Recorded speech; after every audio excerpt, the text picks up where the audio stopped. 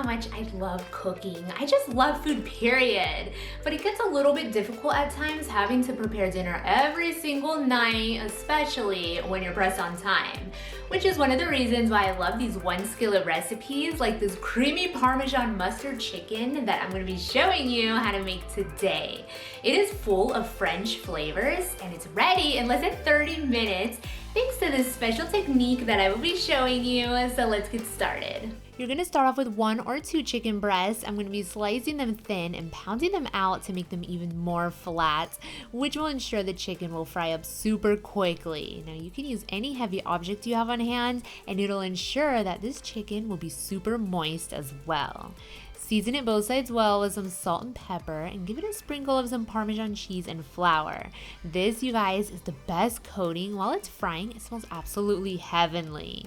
Go ahead thereafter and add to the skillet a drizzle of olive oil and a tablespoon of butter. You're gonna fry the chicken on a medium heat until it's golden brown on both sides. If you guys are new here on my channel, be sure to subscribe so you won't miss out on my weekly videos.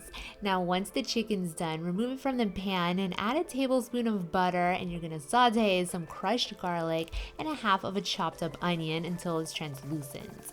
Finish off this recipe with a rich and decadent sauce. 3/4 cups of chicken broth is going in, another 3/4 cups of heavy cream, and the star of this French recipe, a teaspoon of whole mustard seeds and a bit of Dijon mustard. Oh my gosh, you guys, this sauce is like no other. It's pure decadence. A few capers were added for their nice little tangy bite, and you'll want to bring this sauce up to a simmer and mix it around to get everything fully incorporated.